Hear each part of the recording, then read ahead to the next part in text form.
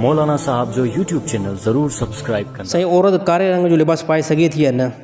अच्छा, औरत सब लिबास कलर पाए सघे थी लिबास के अंदर, कारो हुजे ॻाढ़ो हुजे, बहरहाल दुनिया के अंदर जेके भी कलर आहिनि औरत पाए सघे थी।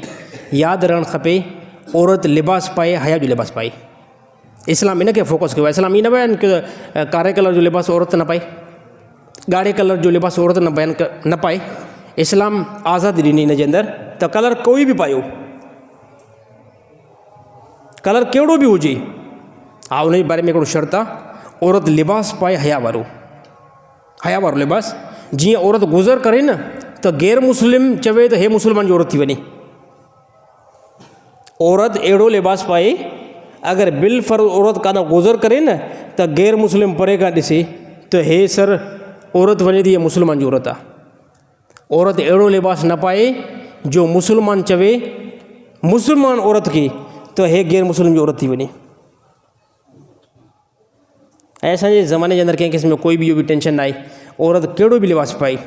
हे त हाणे अॼुकल्ह असांजे मुआशरे जे अंदरि बि काफ़ी मर्द अची वियो आहे, नंढनि इलाइक़नि जे अंदरि बि वॾो मर्द अची वियो आहे। जीअं मसलन तौरु शहदादकोट, लाड़कानो, सक्कर, कराची, हैदराबाद, हिते हाणे मुस्लमान जूं औरतूं ख़बर नथी पवे त हे बाज़ार जे अंदरि जेकी औरत चकर लॻाए थी त इहा औरत मुस्लमान जी आहे या गैर मुस्लिम जी आहे। छो त लिबास अहिड़ो आहे न, लिबास अहिड़ो आहे। सर इन में इस्लाम सख़्ती बयानु पहिरियों बि कई आहे ऐं इस्लाम जी उहा सख़्ती हिन टाइम ताईं बि आहे त औरत अहिड़ो लिबास पाए जेको लिबास हया वारो हुजे ऐं जंहिंमें पूरी औरत हिजाब वारी हुजे। इहो कानून 2025 ताईं न आहे। रसूलुल्लाह सल्लल्लाहु अलैहि वसल्लम ज़माने खां वठी करे हे साईं हुकुम न, बल्कि जेसिताईं क़यामत जी सुबुह नथी अचे, हे असांखे इहो न ॿुधाए वञे त साईं ज़मानो मॉडल आहे। उहा महिरबानी करे कुझु गुंजाइश, सर कंहिं क़िस्म जो कोई बि गुंजाइश न थींदी, कोई बि गुंजाइश न आहे। इस्लाम हिकिड़ो हुकुम बयानु कयो न, ॻाल्हि ख़तमु। औरतुनि खे मुकमल लिबास पाराइणो आहे ऐं हया वारो लिबास पाराइणो आहे। बाक़ी जेकॾहिं कोई बि